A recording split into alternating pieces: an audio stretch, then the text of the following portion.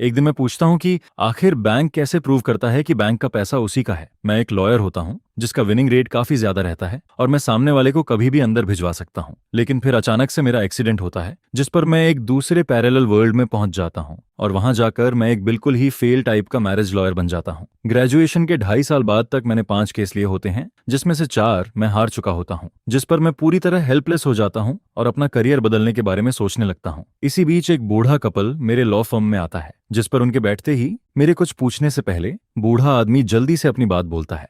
मैं चाहता हूं कि आप मेरा बचाव करो, अगर हो सके तो मेरी सजा थोड़ी कम करवा दो। यह सुनते ही मैं अंदर से काफी एक्साइटेड हो जाता हूं क्योंकि बैंक रॉबरी वाला केस सीधा क्रिमिनल प्रोसिक्यूशन तक पहुंच चुका होता है और ऐसे केस वैसे भी आसानी से हैंडल नहीं होते हैं। लेकिन मुझे तो वही केस चाहिए होता है जिसे कोई और हैंडल ना कर सके, क्योंकि इसी से मेरे लॉ फर्म की रेप्यूटेशन बन सकती है। जिस पर मैं उस अंकल से पूरे केस की कहानी डिटेल में बताने को कहता हूँ। फिर वह बताता है कि एक दिन उसकी तबीयत अचानक बहुत ज्यादा खराब हो गई थी जिस पर उसे तुरंत हॉस्पिटल ले जाने की जरूरत थी, लेकिन उससे पहले उसका बेटा वांगली इलाज के लिए उसके बैंक अकाउंट से पैसे निकालने पहुंचा था। लेकिन क्योंकि अकाउंट बूढ़े आदमी के नाम पर था इसलिए बैंक वाले उससे प्रूफ मांगने लगते हैं कि वह सच में उसी का बेटा है। जिस पर वांगली उन्हें अपना आईडी कार्ड दिखाता है, हाउस होल्ड रजिस्ट्रेशन बुक दिखाता है, यहाँ तक कि हॉस्पिटल का क्रिटिकल इलनेस नोटिस भी दिखा देता है। लेकिन फिर भी बैंक स्टाफ बहुत रूखा बिहेवियर करता है और साफ कहता है जब तक तुम्हारे पिता खुद यहाँ आकर प्रूव नहीं करेंगे कि तुम उनके बेटे हो तब तक हम तुम्हें एक भी पैसा नहीं देंगे। जिस पर वांगली गुस्से में कहता है कि उसका पिता इस समय आईसीयू में पड़ा है और जान बचाने के लिए पैसों का इंतजार कर रहा है, ऐसे में वह खुद कैसे यहाँ आ सकता है।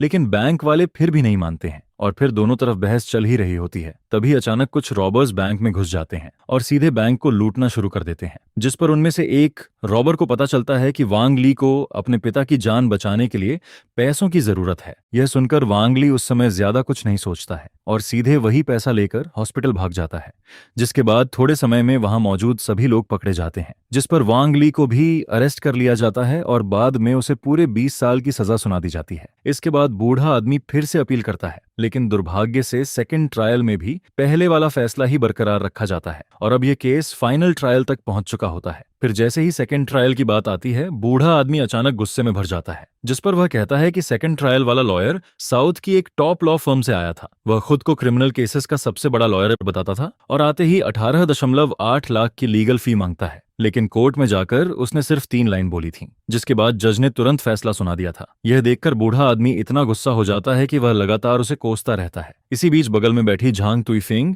जल्दी से मेरी तरफ देखती है और कहती है, लॉयर सू, इस केस का इम्पैक्ट बहुत बड़ा है। हमने सुना है कि अगर फाइनल ट्रायल होता है तो उसे लाइव टेलीकास्ट की तरह भी दिखाया जा सकता है। जिस पर वह आगे कहती है, हमें अब बड़ी लॉ फर्म पर भरोसा नहीं है। यह सुनकर मैं अंदर ही अंदर बहुत खुश हो जाता हूँ, क्योंकि मेरे लिए तो यह मेरे लॉ फर्म का सीधा एडवर्टाइजमेंट बनने वाला था। जिस पर मैं बिना 1 सेकंड गंवाए ये केस ले लेता हूँ और उनसे कहता हूँ, अगर रिजल्ट से आप सेटिस्फाइड नहीं हुए तो मैं कोई लीगल फी नहीं लूंगा। फिर जल्दी ही हम दोनों कॉन्ट्रैक्ट साइन कर लेते हैं और तभी एक फीमेल कॉलेज स्टूडेंट मेरे ऑफिस में अंदर आती है और कहती है, लॉयर सू, मैं रिपोर्ट करने आ गई हूँ। जिस पर मैं उसे देखकर कुछ देर सोचता हूँ और फिर ओरिजिनल मालिक की यादों से मुझे उस लड़की की इन्फॉर्मेशन याद आने लगती है। उस लड़की का नाम ली श्यूजेन होता है। वह वही लॉयर होती है जिसे ओरिजिनल मालिक ने पहले हायर किया था और आज वह पहली बार यहाँ रिपोर्ट करने आई होती है। फिर मुझे पता चलता है कि ली श्यूजेन लांजो लॉ यूनिवर्सिटी के लॉ डिपार्टमेंट की टॉप स्टूडेंट रह चुकी है। जिस पर वह फाइल पढ़ने के बाद थोड़ी परेशान हो जाती है और कहती है, लॉयर सू, फर्स्ट ट्रायल और सेकंड ट्रायल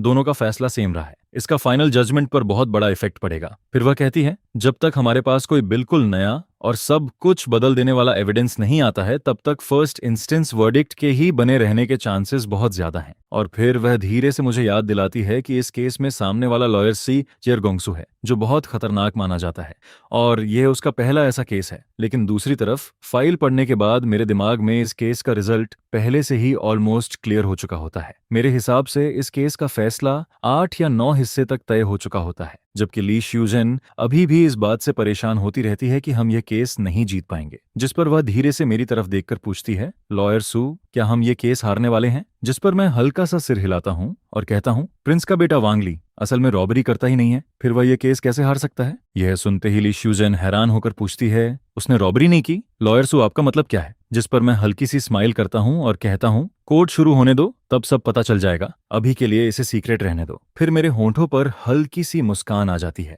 और मैं कॉन्फिडेंस के साथ आगे बढ़ने लगता हूँ, क्योंकि मजाक की बात यह है कि मेरी डिक्शनरी में हार नाम का कोई वर्ड ही नहीं होता है। हालांकि ली श्यूजेन मेरी बातों को लेकर बहुत क्यूरियस रहती है, लेकिन फिर भी भले ही केस लगभग तय माना जा चुका होता है, मैं फिर भी वांग ली और बाकी सस्पेक्ट से पर्सनली मिलने का फैसला करता हूं, ताकि मैं उनकी तरफ की पूरी कहानी सुन सकूं, क्योंकि वांग ली के केस को लेकर हमेशा से बहस चलती रहती है और फर्स्ट ट्रायल और सेकंड ट्रायल हारने के बाद भी कोर्ट का फाइनल कंफर्मेशन अभी तक नहीं आया होता है, जिस पर वांग ली अभी भी डिटेंशन सेंटर में बंद होता है। फिर जल्दी ही हमें उससे मिलने की परमिशन मिल जाती है, जिस पर मैं ली स्वेजन को साथ लेकर डिटेंशन सेंटर पहुंचता हूं। वहां वांग ली की हालत बहुत खराब दिखाई देती है, उसकी स्पिरिट पूरी तरह टूट चुकी होती है, क्योंकि फर्स्ट और सेकंड ट्रायल हारने के बाद उसके अंदर अब बिल्कुल भी उम्मीद नहीं बची होती है। फिर वांग ली धीरे से सिर उठाता है, मेरी तरफ देखता है और कहता है, हेलो लॉयर, क्या आपको लगता है कि मेरे पास अभी भी चांस है? यह सुनकर मेरे होंठों पर हल्की सी स्माइल आ जाती है और मैं कहता हूँ, चांस जरूर है, मैंने तुम्हारे पेरेंट्स से प्रॉमिस किया है। जिस पर वांग ली कहता है, लॉयर सू, आप सच में मुझे फूल तो नहीं कर रहे हो? आपने कहा था अगर केस नहीं जीते तो लीगल फीस भी नहीं लोगे। जिसके जवाब में मैं कहता हूं, मैं मजाक नहीं कर रहा, लेकिन तुम्हें मेरा साथ देना होगा और पूरा कोऑपरेट करना होगा। यह सुनकर वांग ली तुरंत सिर हिलाता है, उसके दिल में फिर से थोड़ी होप जगने लगती है। इसके बाद मैं ली श्यूजेन को साथ लेकर स्टेटमेंट लिखना शुरू करता हूं और फिर वांग ली से केस की सारी डिटेल्स पूछने लगता हूं। साथ ही फर्स्ट और सेकंड ट्रायल में उसने क्या जवाब दिए थे यह भी पूछता हूं। करीब आधे घंटे बाद मैं डिटेंशन सेंटर से बाहर निकलता हूं, जिस पर मेरे चेहरे पर सेटिस्फैक्शन साफ दिखाई देता है, क्योंकि जो कुछ भी मुझे कंफर्म करना था वह सब कंफर्म हो चुका होता है और अब मैं ल्यूजिट फाइल करने के लिए पूरी तरह रेडी होता हूं। फिर ली श्यूजेन फाइल खोलती है और थोड़ा हिचकिचाते हुए कहती है, लॉयर सू, अगर हम इसे ऐसे सबमिट करेंगे तो क्या ये थोड़ा ज्यादा फियरस नहीं हो जाएगा? इसके कुछ समय बाद वांग ली के फाइनल ट्रायल की एप्लीकेशन अप्रूव हो जाती है और उसी समय बैंक के लीगल डिपार्टमेंट को भी कोर्ट का समन मिल जाता है, जिस पर बैंक वाले थोड़ा शॉक्ड हो जाते हैं, क्योंकि लॉसूट में लिखा होता है कि बैंक की गलत हैंडलिंग की वजह से क्लाइंट वांग ली को 20 साल की सजा हुई, इसलिए अब बैंक को पब्लिक एक्सपेंसेस और मेंटल लॉस का कंपेंसेशन देना होगा। जिस पर बैंक वाले कहते हैं, हम खुद इस केस के विक्टिम हैं, हमने कोर्ट से कुछ नहीं मांगा और अब सामने वाला हमें ही सू कर रहा है। और क्योंकि वांग ली का केस पहले से ही काफी अलग था, जिसमें उसे पैसे लेकर भागने की वजह से 20 साल की सजा मिली थी, इसलिए यह टॉपिक इंटरनेट पर बहुत तेजी से फैलने लगता है। इंटरनेट पर पब्लिक ओपिनियन लगभग पूरी तरह बैंक के खिलाफ होती है। कोई कहता है, अब बैंक भी वल्नरेबल ग्रुप बन गया क्या? पैसे डिपॉजिट करो तब तो बहुत प्यार दिखाते हैं, लेकिन जब पैसे निकालने जाओ तब ऐसा बिहेवियर करते हैं। जिस पर दूसरा इंसान लिखता है, मैं वांग ली को सपोर्ट करता हूं, अगर बैंक ने उसे पैसे दे दिए होते तो उसे बैंक लूटने की जरूरत ही नहीं पड़ती। फिर एक और कमेंट आता है, जब पैसे जमा करवाओ तब बैंक स्टाफ ऐसे बिहेव करता है जैसे फैमिली हो, लेकिन जब पैसे निकालो तब ऐसे ट्रीट करते हैं जैसे कोई अननोन आदमी हो। जिस पर कुछ लोग बैंक का साइड भी लेते हैं और कहते हैं, तुम लोग बैंक की प्रॉब्लम नहीं समझते, बैंक के भी अपने रूल्स होते हैं। फिर कोई जवाब देता है, अच्छा, फिर हर बार जब बैंक में कोई बड़ा स्कैम या पैसा गायब होने वाला इश्यू होता है तब ब्लेम टेम्परेरी स्टाफ पर ही क्यों डाल दिया जाता है? जिस पर नीचे कोई मजाक में लिखता है, भाई मुझे भी उस पेड ग्रुप में ऐड कर लो, मैं भी ये पैसे कमाना चाहता हूँ। उधर बैंक के अंदर पब्लिक ओपिनियन को देखकर वहां के बड़े अधिकारी बहुत गुस्से में आ जाते हैं, जिस पर वह सीधा ऑर्डर देते हैं, इस बार कोर्ट की लाइव हियरिंग हर हाल में जीतनी चाहिए और सिर्फ केस ही नहीं, पब्लिक ओपिनियन भी हमारे फेवर में होनी चाहिए। अगर ऐसा नहीं हुआ तो लीगल डिपार्टमेंट के सारे लोगों को बदल दिया जाएगा। दूसरी तरफ बाई जून लॉ फर्म में मैं आराम से वीडियो स्क्रॉल कर रहा होता हूं और इंटरनेट पर चल रही पब्लिक ओपिनियन देख रहा होता हूं। इस समय बैंक और वांग ली का यह केस हर जगह डिस्कस हो रहा होता है और वांग ली के फाइनल ट्रायल की वजह से इस केस पर बहुत ज्यादा अटेंशन आ चुकी होती है। अगर हम जीतते हैं तो लॉ फर्म फेमस हो जाएगा और अगर हारते हैं तब भी फेमस तो हो ही जाएगा। जिस पर ली श्यूजेन इंटरनेट पर कमेंट्स पढ़ते हुए थोड़ा एक्साइटेड और थोड़ा नर्वस दिखाई देती है। फिर वह कहती है, एक तरफ अगर हम जीत गए तो हम बहुत फेमस हो जाएंगे, लेकिन दूसरी तरफ अगर हम हार गए तो क्या होगा? मैं उसकी बात सुनकर सीधा उससे पूछता हूँ, मैंने तुम्हें पिछले कुछ सालों में इस बैंक के खिलाफ हुए सारे केसेस कलेक्ट करने को कहा था और उन लोगों के कॉन्टैक्ट डिटेल्स भी जिन्होंने बैंक पर केस किया था, क्या तुमने सब अरेंज कर लिया? जिस पर वह तुरंत फाइल्स मुझे पकड़ा देती है। फिर मैं उन कॉन्टैक्ट डिटेल्स को देखकर बैंक के खिलाफ केस करने वाले लोगों को एक एक करके कॉल करना शुरू करता हूँ। पहला नंबर मिलाने के बाद मैं कहता हूँ, हेलो, मैं बाई जून लॉ फर्म से लॉयर बोल रहा हूँ। मैंने सुना कि आपने 2.5 साल पहले इस बैंक पर केस किया था, लेकिन आप केस हार गए थे। फिर मैं कहता हूँ, मैं जानना चाहता हूँ कि आखिर उस बैंक ने आपका केस कैसे हराया। इसके बाद फोन कट जाता है और मैं तुरंत दूसरा नंबर डायल करता हूँ और उसी तरह वही बात दोबारा बोलता हूँ। यह देखकर ली श्यूजन मुझे हैरानी से देखने लगती है, क्योंकि उसे बिल्कुल उम्मीद नहीं होती कि विटनेस इस तरीके से भी ढूंढे जा सकते हैं, जिस पर वह मन ही मन सोचती है कि यह तरीका उसकी लॉ स्कूल की पढ़ाई से बिल्कुल अलग है। ये बिल्कुल फॉर्मल नहीं लगता, लेकिन सरप्राइजिंगली बहुत इफेक्टिव लगता है। उसे मेरे अंदर किसी प्रोफेशनल बैरिस्टर जैसा स्टाइल ज्यादा दिखाई नहीं देता, लेकिन फिर भी वह मुझसे बहुत कुछ सीख रही होती है। करीब 2.5 घंटे बाद मैं अपने हाथ से फोन नीचे रखता हूँ और लंबी सांस लेता हूँ, क्योंकि अब सारी तैयारी पूरी हो चुकी होती है और अब बस लॉसूट शुरू होने का इंतजार होता है। अगले दिन कोर्ट के बाहर मेडिएशन की कोशिश होती है, लेकिन जैसा मैंने सोचा था वैसा ही होता है। नांडू बैंक मेडिएशन से साफ मना कर देता है, जिस पर उनकी तरफ से कहा जाता है जो कुछ कहना है अब कोर्ट में ही कहेंगे। जब ट्रायल शुरू होगा तब तुम्हें पता चलेगा कि सोसाइटी क्या होती है। यह सुनकर मैं सिर्फ हल्का सा मुस्कुरा देता हूँ और फिर जल्दी ही ट्रायल का दिन आ जाता है। क्योंकि ये केस इंटरनेट पर बहुत ज्यादा फेमस हो चुका होता है,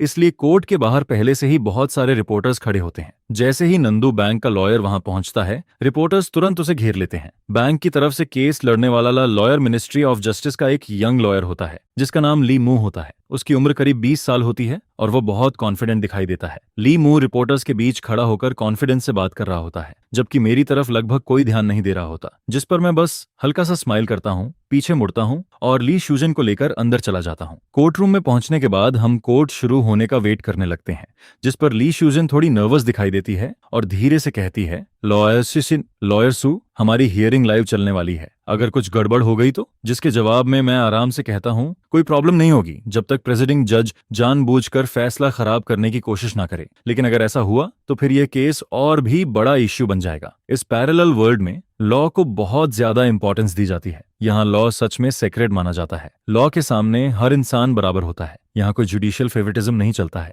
अगर किसी जज पर शक हो तो उसके खिलाफ एप्लीकेशन फाइल की जा सकती है, फिर देखा जाता है कि वह जज केस हैंडल कर भी सकता है या नहीं, और अगर नहीं तो उसका काम वहीं खत्म हो जाता है। यहाँ जजेस आमतौर पर लॉ के रूल्स को बहुत स्ट्रिक्टली फॉलो करते हैं, और मैंने पहले ही पता कर लिया था कि इस केस की प्रिजाइडिंग जज नांदू कोर्ट की वाइस प्रेसिडेंट जजू काइशिया है, जिन्हें लॉ की बहुत गहरी अंडरस्टैंडिंग है। और इस बार नांडू बैंक रॉबरी केस भी यूसाइक्सिया ही हैंडल कर रही होती है, जिस पर मुझे बिल्कुल टेंशन नहीं होती, क्योंकि यूसाइक्सिया अपने फेयर जजमेंट के लिए काफी फेमस होती है। जल्दी ही दोनों साइड्स के लॉयर्स अपनी जगह पर बैठ जाते हैं, जिसके बाद क्लर्क कोर्ट की डिसिप्लिन रूल्स पढ़ना शुरू करता है। कोर्ट की डिग्निटी बनाए रखने के लिए सबसे पहले कोर्ट डिसिप्लिन पढ़ी जाती है। सभी पार्टीज, उनके लॉयर्स और कोर्ट रूम में बैठे लोग प्रेसिडिंग जज के इंस्ट्रक्शंस फॉलो करेंगे। इसके बाद 2 एडजुडिकेटर्स कोर्ट रूम में आते हैं और फिर यू काइशिया भी अपनी सीट पर बैठ जाती है। दूसरी तरफ वोंग वू ये सब देखकर सेटिस्फाइड हो रहा होता है, क्योंकि ये ट्रायल लाइव चल रहा होता है और इंटरनेट पर मीडिया पहले से ही इस बात को लेकर काफी डिस्कशन कर रही होती है कि नांडू बैंक पर बहुत प्रेशर है। अगर नंदू बैंक ये केस हार जाता है तो उसकी रेपुटेशन पर बहुत बुरा असर पड़ेगा, इसलिए किसी भी हालत में यह केस हारना नहीं चाहिए। कोर्ट की बाकी फॉर्मेलिटीज पूरी होने के बाद यूकाइशिया हल्का सा हथौड़ा मारती है और कहती है, अब प्लेनेटिव का लॉयर अपनी बात रखे, फैक्ट्स, रीजंस और अपनी अपील रिक्वेस्ट बताइए। यह सुनते ही मैं लॉयर बेंच पर बैठा हुआ थोड़ा सीधा होता हूँ, क्योंकि मुझे पता होता है कि अब मेन मोमेंट आ चुका है, जिस पर मैं अपना सूट ठीक करता हूँ, कंप्लेंट खोलता हूँ और बोलना शुरू करता हूँ। पहला, हम रिक्वेस्ट करते हैं कि हमारे क्लाइंट को इनोसेंट डिक्लेयर किया जाए। दूसरा, हम डिफेंडेंट यानी नांदू बैंक से कॉम्पेंसेशन की मांग करते हैं, क्योंकि नांदू बैंक की गलत हैंडलिंग की वजह से हमारे क्लाइंट को गलत तरीके से 20 साल की सजा मिली और उसे काफी लंबे समय तक डिटेंशन में रहना पड़ा। इसलिए हम material loss, labour expenses, mental damage और रेपुटेशन लॉस के लिए कुल 20 युआन कंपेंसेशन की मांग करते हैं। तीसरा, क्योंकि नांदू बैंक की वजह से हमारे क्लाइंट की रेपुटेशन को बहुत बड़ा नुकसान हुआ है, इसलिए हम मांग करते हैं कि नांदू बैंक पब्लिक अपॉलॉजी दे, और यह अपॉलॉजी सिर्फ एक बार नहीं बल्कि शॉर्ट वीडियो प्लेटफॉर्म्स समेत सभी बड़े प्लेटफॉर्म्स पर कम से कम 20 दिनों तक दिखाई जाए। चौथा, हम मांग करते हैं कि नंदू बैंक के सीनियर मैनेजमेंट खुद सामने आए और पब्लिक के सामने फैक्ट्स क्लियर करें, सिर्फ हमारे क्लाइंट के लिए नहीं बल्कि उन सभी लोगों के लिए भी जिनके साथ बैंक ने ऐसा ही बिहेवियर किया है, और उनसे भी अपॉलॉजी मांगी जाए। मेरी बात खत्म होते ही पूरा कोर्ट रूम कुछ सेकंड्स के लिए बिल्कुल शांत हो जाता है। हर किसी के चेहरे पर क्वेश्चन मार्क दिखाई देने लगता है, क्योंकि किसी को समझ ही नहीं आता कि अभी हुआ क्या है। सबके दिमाग में बस एक ही बात चल रही होती है, ये लॉयर आखिर चाहता क्या है। लोगों को लगा था कि शायद हम सिर्फ वांग ली की सजा कम करवाने की कोशिश करेंगे, लेकिन यहाँ तो मैं सीधा नंदू बैंक से कंपेंसेशन मांग रहा होता हूँ, और सिर्फ कंपेंसेशन ही नहीं बल्कि मेंटल डैमेज, रेपुटेशन लॉस और पब्लिक अपॉलॉजी तक की मांग कर रहा होता हूँ। जिस पर कोर्ट रूम में बैठे कई लोग हैरान हो जाते हैं। उन्हें लगता है कि अगर यह केस नॉर्मली चलता तो शायद वॉन्ग ली की सजा थोड़ी कम हो जाती और उसी को लोग जीत मान लेते, लेकिन मैंने तो सीधा पूरा गेम ही बदल दिया था। उधर नंदू बैंक के लीगल ऑफिस में बैठे लोग लाइव ट्रायल देख रहे होते हैं, जिस पर वांग वू गुस्से में धीरे से गाली देता है। उसके बगल में बैठा शू जी की मैकी जी कियांग हंसते हुए कहता है, प्रेसिडेंट वांग, इस तरह की अपील पूरी तरह बेकार है। उसके पास ना कोई फैक्ट्स हैं ना कोई लीगल बेसिस। फिर वह आगे कहता है, हो सकता है ये खुद ही फॉल्स स्टेटमेंट की वजह से अंदर चला जाए और तब पब्लिक ओपिनियन भी पूरी तरह हमारी तरफ हो जाएगी। जिस पर वांग वू ठंडी आवाज में कहता है, कुछ भी हो लेकिन इस बार हमारा नांडू बैंक ये केस शानदार तरीके से जीतना चाहिए, समझे? यह सुनकर शू झिकियांग तुरंत सिर हिलाता है। उधर कोर्ट रूम में सामने वाला लॉयर लीमो मेरी बात सुनकर खुद को रोक नहीं पाता और हल्की सी हंसी के साथ कहता है, इस तरह की अपील के लिए क्या प्लेनेटिव साइड के लॉयर के पास कोई रेलेवेंट एविडेंस या लीगल बेसिस भी है? अगर नहीं है तो। लेकिन उसके पूरा बोलने से पहले ही मैं हल्का सा स्माइल करता हूं और कहता हूं, मुझे लगता है इसका डिफेंस लॉयर से कोई लेना देना नहीं है। फिर मैं जज की तरफ देखकर कहता हूं, प्रिसाइडिंग जज, सामने वाला लॉयर मुझ पर वर्बली अटैक कर रहा है और जस्टिस की नॉर्मल प्रोसेस में इंटरफियर करने की कोशिश कर रहा है, इसलिए मैं रिक्वेस्ट करता हूं कि इन्हें कोर्ट रूम से बाहर भेजा जाए। यह सुनते ही लीमो कुछ बोलने की कोशिश करता है, लेकिन उससे पहले ही यूकाएशिया हल्का सा भौहें सिकोड़ती है और हथौड़ा मारते हुए कहती है, एप्लीकेशन रिजेक्टेड। लेकिन प्लेंटिफ लॉयर सही कह रहा है, मैंने अभी डिफेंडेंट साइड के लॉयर को बोलने की परमिशन नहीं दी थी, इसलिए डिफेंडेंट लॉयर को पहली वार्निंग दी जाती है। यह सुनते ही लीमो का चेहरा तुरंत खराब हो जाता है। वह गुस्से में मेरी तरफ देखता है लेकिन कुछ कह नहीं पाता और मजबूरी में अपनी बात वापस निकल जाता है, जिस पर वह मन ही मन मुझे गाली देता है, क्योंकि उसके हिसाब से मैं बिल्कुल डॉग जैसा बिहेव कर रहा होता हूँ। वह सोचता है, यह आदमी आखिर किस लॉ स्कूल से आया है, इसकी अपील खुद नॉनसेंस है। और अब जैसे ही मैंने एक वर्ड बोला, इसने मुझे कोर्ट रूम से बाहर भेजने की बात कर दी, क्योंकि कोर्ट रूम से बाहर भेजने का मतलब होता है कि या तो उस लॉयर ने कोर्ट को डिस्टर्ब किया है या फिर सामने वाले पर गलत असर डालने की कोशिश की है। और साफ था कि मेरी अभी वाली बात उसी तरफ जा रही होती है। लीमो मन ही मन गुस्से में सोच रहा होता है, मैंने तुम्हारी बात में जरा भी इंटरफियर नहीं किया और तुम इतने डिस्गस्टिंग हो कि सीधे मुझे बाहर निकलवाने की एप्लीकेशन दे दी। लेकिन फिर वह खुद को समझाने लगता है, क्योंकि उसके हिसाब से मेरी यह एप्लीकेशन पूरी तरह बिना किसी बेसिस के थी और अगर मैं अपनी बात साबित नहीं कर पाया तो मैंने खुद नॉर्मल जुडिशियल प्रोसेस में इंटरफियर किया होगा,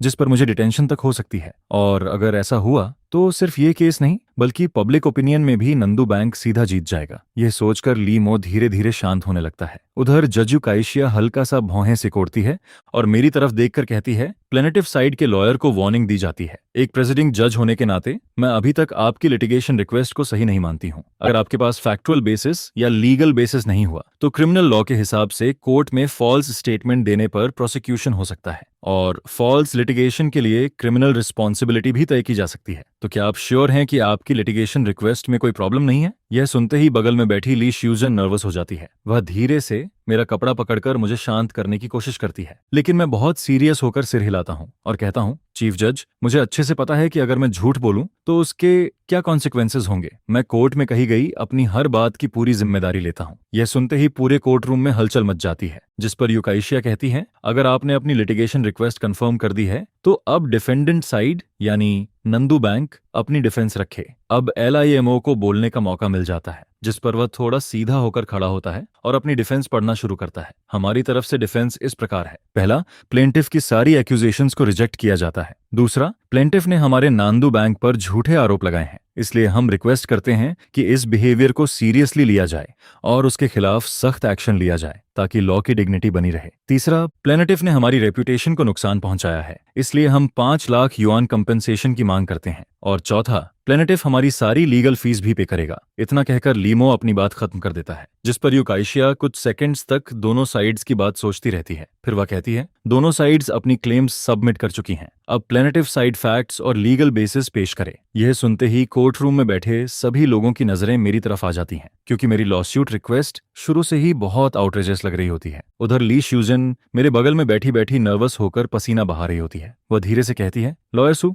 अब क्या करेंगे? क्या हमारे पास कोई एविडेंस है भी? लेकिन मैं उसकी तरफ देखकर बस हल्का सा स्माइल करता हूँ। फिर मैं धीरे से खड़ा होता हूँ और जज की तरफ देखकर कहता हूँ, चीफ जज, रेलेवेंट लीगल बेसिस रखने से पहले मैं अपने क्लाइंट से रिक्वेस्ट करना चाहता हूं कि वह उस दिन की पूरी घटना खुद बताए, जिस पर मेरी एप्लीकेशन अप्रूव हो जाती है। यूकाइशिया कहती है, ठीक है, अब प्लेनेटिव उस दिन की घटना बताए। यह सुनकर वांग ली धीरे धीरे अपनी सीट से खड़ा होता है। वह बगल में खड़े दोनों बैलीफ्स की तरफ देखता है। फिर जैसे ही उसकी नजर मुझ पर पड़ती है, उसका नर्वस मूड थोड़ा शांत हो जाता है, जिस पर वह धीरे से कहता है, जज, क्या मैं थोड़ा पानी पी सकता हूँ? यूकाइशिया इसकी परमिशन दे देती है। फिर एक बैलीफ वांग ली को पानी की बोतल देता है और पानी पीने के बाद उसकी नर्वसनेस थोड़ी कम हो जाती है। फिर वांग ली बोलना शुरू करता है। उस दिन की बात बहुत सिंपल थी। मेरे डैड आईसीयू में थे और उन्हें तुरंत पैसों की जरूरत थी, इसलिए मैं नंदू बैंक गया था। लेकिन बैंक स्टाफ ने मुझे पैसे देने से मना कर दिया क्योंकि अकाउंट मेरे डैड के नाम पर था। उन्होंने कहा कि मेरे डैड खुद बैंक आए तभी पैसे मिलेंगे। फिर जब मैं उनसे आर्ग्यू कर रहा था, तभी अचानक कुछ लोग बैंक में घुस आए और बैंक लूटना शुरू कर दिया। उनमें से एक आदमी ने मुझे जमीन पर बैठे हुए देखा। मैं उस समय बहुत परेशान था। फिर उसने मुझे लूटे हुए पैसों में से कुछ पैसे दिए और उसके बाद मैं वह पैसा लेकर हॉस्पिटल चला गया। इतना सुनते ही मैं हाथ उठाता हूँ और कहता हूँ, प्रिजाइडिंग जज, मैं अपने क्लाइंट से कुछ डिटेल्स पूछना चाहता हूँ, जिस पर जज परमिशन दे देती है। फिर मैं वांग ली से पूछता हूँ, क्या आप रॉबरी में शामिल थे? अगर नहीं तो डिटेल में बताइए कि उस रॉबर ने आपको पैसे कैसे दिए। यह सुनकर वांग ली थोड़ा सोचने लगता है। फिर वह कहता है, मुझे याद है, एक छोटा सा आदमी था। उसने मुझे जमीन पर सिर पकड़कर रोते हुए देखा। फिर उसने मुझे डांटा और पूछा कि मैं इतना परेशान क्यों हूं, जिस पर मैंने उसे बताया कि मेरे डैड हॉस्पिटल में हैं और मुझे पैसे नहीं मिल रहे, इसलिए मैं रो रहा हूं। फिर उसने कहा कि वह भी बैंक इसलिए लूट रहा है ताकि अपने फैमिली को बचा सके। और ये सुनने के बाद उसने अपनी जेब से 2 बंडल पैसे निकाले और मेरे हाथ में रख दिए। इसके बाद मैं फिर पूछता हूँ, जब उसने तुम्हें पैसे दिए तो तुमने सबसे पहले क्या किया? जिस पर वांग ली तुरंत जवाब देता है, मुझे वह पल बहुत अच्छे से याद है। मैंने पहले वह पैसे लेने से मना कर दिया था क्योंकि मैं बहुत डर गया था। लेकिन फिर उसने मुझे डांटा और कहा कि अगर मैंने पैसे नहीं लिए तो मैं एक अनफाइल सन हूँ, जिस पर मैंने पैसे ले लिए। यह सुनकर मैं सिर हिलाता हूँ और कहता हूँ,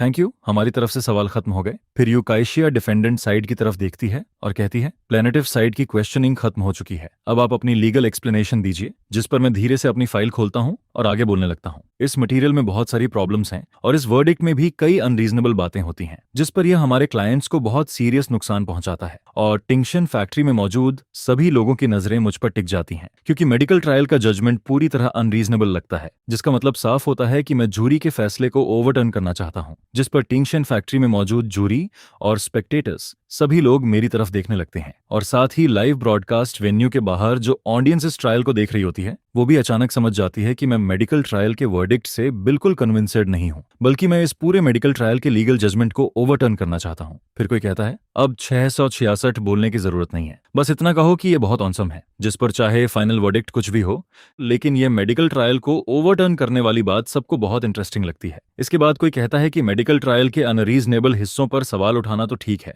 लेकिन अगर इस वर्डिक्ट को ओवरटर्न करना है तो उसके लिए नए एविडेंस देने पड़ेंगे जिससे यह साबित हो सके। जिस पर वह यंग लॉयर कॉन्फिडेंट नजर आता है और वह कोई बिना सोचे समझे सपोर्ट नहीं कर रहा होता है, क्योंकि जब नंदू कोर्ट में मेडिकल ट्रायल के जजमेंट के खिलाफ पेश हुआ था, तभी उस लॉयर को महसूस हो गया था कि इस वर्डिक्ट में कई ऐसी बातें हैं जिन्हें लीगल प्रोविजंस के जरिए एक्सप्लेन और रिफ्यूट किया जा सकता है। फिर वह पहला पॉइंट सामने रखता है, जिसके मुताबिक जजमेंट में कहा गया था कि नांडू कोर्ट में मौजूद होकर हमारी पार्टी पर केस करता है क्योंकि वह जानता था कि वह एक क्रिमिनल सस्पेक्ट है और इसके बावजूद भी उसने वही पैसा लेना चुना जो बैंक से लूटा गया था। जिस पर कोर्ट यह सब्जेक्टिव इंटेंशन मान लेता है कि हमारी पार्टी बैंक का पैसा लूटना चाहती थी और फिर इसी वजह से हमारी पार्टी को कॉपर फायर की सजा देने की बात कही जाती है, या फिर यह कहा जाता है कि उसने बैंक रॉबरी में शामिल होकर वही क्राइम किया है। इसके बाद जजमेंट का दूसरा पॉइंट सामने आता है, जिसमें नांदू कोर्ट यह डिसाइड करता है कि हमारी पार्टी यानी वांग ली ने क्रिमिनल सस्पेक्ट के साथ कम्युनिकेशन किया था। जिस पर अभी कुछ देर पहले ही हमारी तरफ से यह साफ कर दिया गया था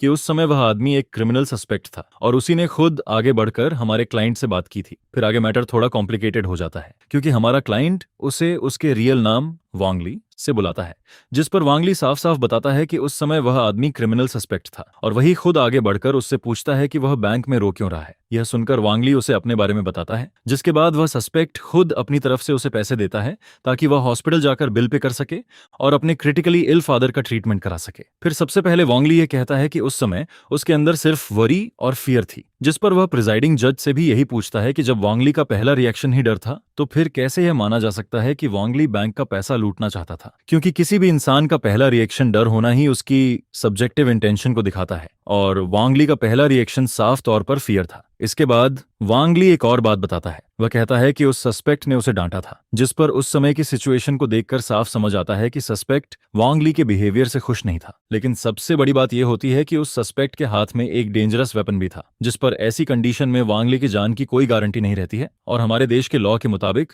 वांग ली इस सिचुएशन में इमरजेंसी अवॉइडेंस की कंडीशन को पूरा करता है, जिस पर उसे किसी भी तरह की रिस्पॉन्सिबिलिटी लेने की जरूरत नहीं होती है। फिर इन सभी बातों के आधार पर हम यह बताते हैं कि नांदू स्ट्राइक कोर्ट का जजमेंट सेकेंड इंस्टेंस और मेडिकल ट्रायल के जजमेंट से मेल नहीं खाता है, जिस पर हम ऑफिशियली अप्लाई करते हैं कि नांदू स्ट्राइक कोर्ट और नांदू अल्टीमेट कोर्ट में वांग ली के मेडिकल ट्रायल और सेकेंड इंस्टेंस जजमेंट को विड्रॉ किया जाए। यह सुनते ही पूरे ट्रायल सीन में हलचल मच जाती है और मेरी तरफ से उठाए गए इन शार्प सवालों को सुनकर हर कोई स्टंड रह जाता है। फिर कुछ लोग ध्यान से सोचने के बाद मेरी तरफ एडमिरेशन और करेज से देखने लगते हैं, जिस पर वांग ली की आंखें भी चमकने लगती हैं, क्योंकि अब उसे महसूस होता है कि वह इनोसेंट है और बच सकता है, उसे जेल नहीं जाना पड़ेगा और नांदू बैंक हार सकता है। जिस पर वांग ली के चेहरे पर एक्साइटमेंट साफ दिखाई देने लगती है और उसे यह सब बहुत ग्रेट लगने लगता है। फिर ली शूजन, जो अब तक अक्सर दबाव में रहती थी, वह भी राहत की सांस लेती है और वह मेरी तरफ एडमिरेशन से भरी नजरों से देखने लगती है। वह सोचती है कि इस तरह का लॉ सूट सच में जीतने की होप रखता है। ये बहुत अमेजिंग है और जिस लॉ फर्म को उसने चुना था उसका फैसला बिल्कुल सही था। लेकिन उसी समय नंदू बैंक के लीगल अफेयर्स डिपार्टमेंट में बैठे वांग वू का चेहरा पूरी तरह बदल जाता है और उसके चेहरे पर शॉक और हॉरर साफ दिखाई देने लगता है, जिस पर वह जस्टिस मिनिस्टर शू जी कियांग की तरफ ठंडी नजरों से देखता है और कहता है, मिनिस्टर शू, क्या आपने नहीं कहा था कि मेरे साथ रहते हुए ये केस जरूर जीता जाएगा? लेकिन अब ये क्या हो रहा है? न सिर्फ तुम सेंटेंस बढ़ा नहीं पाए, बल्कि दूसरी साइड को एक्विटल के लिए अप्लाई करने का मौका भी दे दिया। और अगर सामने वाली साइड सच में जीत गई तो तुम्हें पता है कि हमारे बैंक को कितना बड़ा नुकसान होगा। जब ऐसा होगा तब तुम्हारा पूरा लीगल डिपार्टमेंट अपना सामान बांधकर यहाँ से निकल जाएगा। जिस पर शू झीकियांग जल्दी से कहता है, हंगचेंग वांग, आप चिंता मत कीजिए, ये केस अभी खत्म नहीं हुआ है। सामने वाले लॉयर में थोड़ी स्किल जरूर है, लेकिन हमारे बैंक का लीगल डिपार्टमेंट बैंक का पैसा बेकार में नहीं खाता है। सामने वाले लॉयर ने जो 2 पॉइंट्स उठाए हैं उनमें सच में कोई प्रॉब्लम नहीं है, लेकिन फर्स्ट इंस्टेंस जजमेंट में अभी भी कई और पॉइंट्स बचे हुए हैं और वही सबसे ज्यादा इंपॉर्टेंट है। यह कहते हुए शू जिकियांग फर्स्ट इंस्टेंस वर्डिक्ट की फाइल निकालता है, जिस पर वांग वू उसे देखता है और ठंडी आवाज में कहता है, बेहतर होगा कि तुम कोई गड़बड़ मत करना। इस लाइव ब्रॉडकास्ट पर नजर रखो और अगर कोई भी नई सिचुएशन आए तो तुरंत आकर मुझे रिपोर्ट करना, क्योंकि यह लॉसूट किसी भी हालत में हारना नहीं चाहिए। इसके बाद वांग वू ऑफिस से बाहर चला जाता है, जिस पर शू झीकियांग एक लंबी सांस छोड़ता है और अपने माथे का पसीना पोंछता है, क्योंकि अभी कुछ देर पहले वांग वू की मौजूदगी ने उस पर बहुत ज्यादा प्रेशर डाल दिया था। और एक जस्टिस मिनिस्टर होने के नाते शू झीकियांग खुद भी जानता है कि उन्हें यह केस जरूर जीतना चाहिए। लेकिन जब भी वह सामने वाले लॉयर को देखता है, उसके मन में अचानक एक ख्याल आने लगता है, क्या होगा अगर सामने वाली साइड जीत गई? फिर वह तुरंत अपने दिमाग में इस बात को नकार देता है, क्योंकि उसके हिसाब से सामने वाली साइड सिर्फ एक छोटी और अननोन लॉ फर्म है और वह कैसे छोटा लॉयर कोर्ट में खड़ा होता है। और मैं प्रिजाइडिंग जज यू साइक्सिया की तरफ देखता हूँ। हमारा स्टेटमेंट पूरा हो चुका है, जिस पर यूकाइशिया हल्का सा सिर हिलाती है और फिर लीमो नंदू बैंक और प्रोसिक्यूटर की तरफ देखकर कहती है, क्या किसी को कुछ और ऐड करना है? लीमो मेरी तरफ ध्यान से देखता है और मन ही मन मुझे कोसने लगता है, क्योंकि उसके हिसाब से यह सूबाई बहुत ज्यादा बोलने में स्मार्ट है। उसने जजमेंट के सिर्फ पहले 2 पॉइंट्स की बात की और बाकी 4 पॉइंट्स का जिक्र तक नहीं किया। फिर लीमो अपना हाथ उठाता है, प्रिजाइडिंग जज, मुझे एक सवाल पूछना है। जिस पर लीमो हाथ उठाकर प्रेसिडिंग जज से परमिशन मांगता है। यूकाइशिया डिफेंडेंट की तरफ देखती है और फिर कहती है, डिफेंडेंट्स लॉयर, अगर आपका कोई सवाल है तो आप कोर्ट में पूछ सकते हैं। लीमो गहरी सांस लेता है और मेडिकल ट्रायल का वर्डिक्ट निकालता है। फिर वह कहता है, प्रिजाइडिंग जज, मैं प्लेंटिफ्स लॉयर के स्टेटमेंट पर ऑब्जेक्शन लगाना चाहता हूं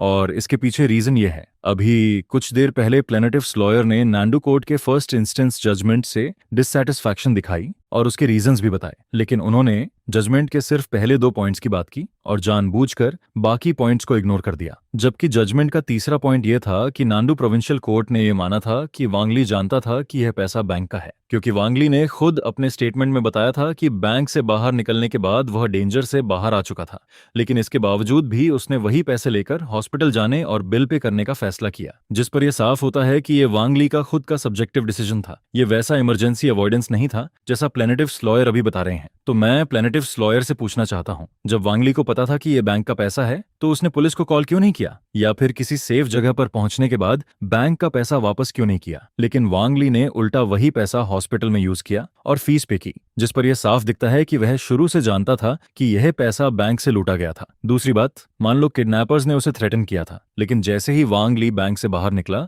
वह डेंजर से बाहर आ चुका था, इसलिए उसके ऊपर इमरजेंसी अवॉइडेंस लागू नहीं होती है। यह सीधा सीधा अपने पिता को बचाने के लिए बैंक का पैसा यूज करना हुआ, और मैं जानता हूं कि यह ह्यूमैनिटी है। मैं वांग ली के अपने पिता के लिए प्यार और केयर को डिनाई नहीं करता, लेकिन लॉ एंड फैक्ट्स के हिसाब से देखें तो वांग ली के खिलाफ दिया गया जजमेंट बिल्कुल सही है। इतना कहकर लीमो अपनी बात खत्म करता है और फिर मेरी तरफ देखता है, क्योंकि उसकी आखिरी वाली लाइन उसने वहीं पर ऐड की थी। वह खुद भी जानता था कि इस केस की पब्लिक ओपिनियन बहुत बड़ी हो चुकी है, इसलिए उसे केस जीतने के साथ साथ लोगों की राय का भी ध्यान रखना पड़ रहा था। नहीं तो अगर केस जीत भी जाता तब भी नंदू बैंक के रेपुटेशन को बहुत बड़ा नुकसान हो सकता था। जिस पर प्रेसिडिंग जज कहती है, प्लेनेटिव साइड, क्या आपको डिफेंडेंट साइड की बात पर कोई ऑब्जेक्शन है या आप कोई अलग ओपिनियन रखना चाहते हैं? लीमो जानबूझकर प्रोवोके करने वाले अंदाज में मेरी तरफ देखता है, जिस पर मेरे होंठों पर हल्की सी स्माइल आती है, क्योंकि मैं इसी मौके का इंतजार कर रहा था।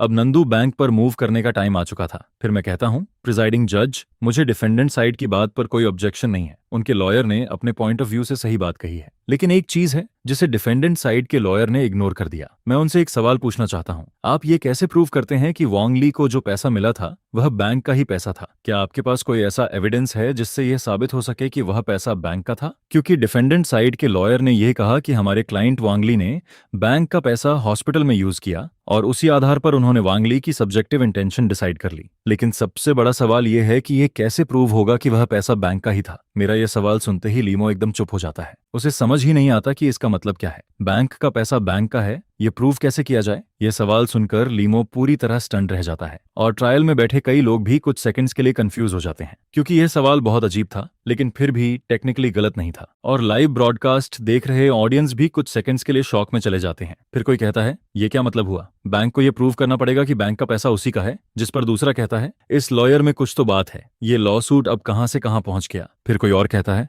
मुझे लग रहा है मेरा दिमाग खराब हो गया है। क्या यह लॉ सूट वांग ली के बारे में नहीं था? क्या फोकस वांग ली की सेंटेंस कम करवाने पर नहीं होना चाहिए था? बैंक तो यहाँ न अटैकर है, लेकिन अब वांग ली का लॉयर ही इतना एग्रेसिव क्यों हो गया है? जिस पर दूसरा जवाब देता है, पता नहीं, लेकिन मुझे यह लॉ सूट बहुत इंटरेस्टिंग लग रहा है, इसे देखना काफी कूल है। कोर्ट रूम में मेरे इस ट्रिकी सवाल ने लीमो को पूरी तरह साइलेंट कर दिया, और कुछ देर तक उसे समझ ही नहीं आता कि मैं आखिर सोच क्या रहा हूँ। क्योंकि सवाल पूछने के हिसाब से देखा जाए तो मेरे सवाल में कोई प्रॉब्लम नहीं थी, लेकिन अगर फैक्ट्स के हिसाब से देखें तो रॉबर्स बैंक से जो पैसा लूट कर लाए थे वह बैंक का नहीं था, तो फिर क्या वह आसमान से गिरा था? जिस पर ली श्यूजन मेरी तरफ ध्यान से देखने लगती है, जैसे उसे कुछ समझ आने लगा हो, और युकाइशिया भी लॉ सीक्वेंस को देखकर शांत तरीके से मेरी तरफ देखती है।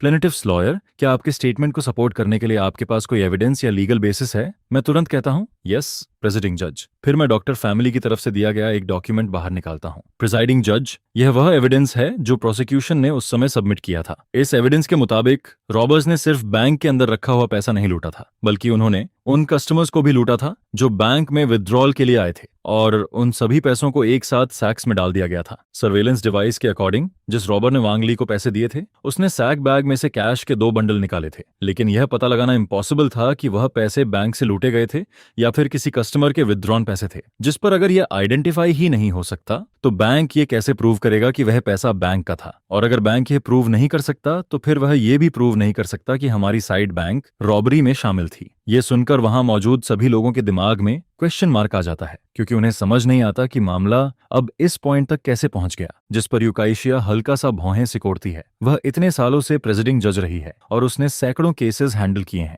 इस रॉयल रॉबरी केस का सोसाइटी पर बहुत बड़ा इम्पैक्ट पड़ा था, इसलिए कोर्ट के प्रेसिडेंट ने उसे इस केस का प्रेसिडिंग जज बनाया था। लेकिन इस केस में पहली बार उसे ऐसा लग रहा था कि पूरा प्रोसेस बहुत ज्यादा उलझा हुआ है और जो सवाल पूछे जा रहे हैं वो काफी अजीब हैं, लेकिन फिर भी सब कुछ कोर्ट प्रोसेस के अंदर ही हो रहा था। जिस पर युकाइशिया नंदू बैंक की तरफ देखकर पूछती है, प्लेंटिफ्स लॉयर, क्या आपके पास इस बात को रिफ्यूट करने के लिए कोई एविडेंस या लीगल प्रोविजन है? लीमो के मन में बहुत गुस्सा आता है और वह मुझे गाली देना चाहता है, लेकिन उसे पहले ही वार्निंग मिल चुकी थी और अगर वह दोबारा कुछ गलत करता तो उसे सीधे ट्रायल से बाहर कर दिया जाता। जिस पर वह खुद को जबरदस्ती शांत करता है और फिर हाथ उठाकर कहता है, प्रिजाइडिंग जज, मैं ओपोजिंग लॉयर की बात पर ऑब्जेक्शन करता हूं। जब कोई कस्टमर बैंक के अंदर होता है तो उसकी सेफ्टी और प्राइवेसी की जिम्मेदारी बैंक की होती है। अगर कस्टमर बैंक से बाहर नहीं निकला है तो उसका पैसा नेचुरली बैंक की रिस्पॉन्सिबिलिटी में आता है, क्योंकि अगर कस्टमर के पैसे का लॉस होता है तो उसकी मेन रिस्पॉन्सिबिलिटी या फिर फुल रिस्पॉन्सिबिलिटी बैंक पर आती है। इसलिए अगर कस्टमर बैंक हॉल से बाहर नहीं निकला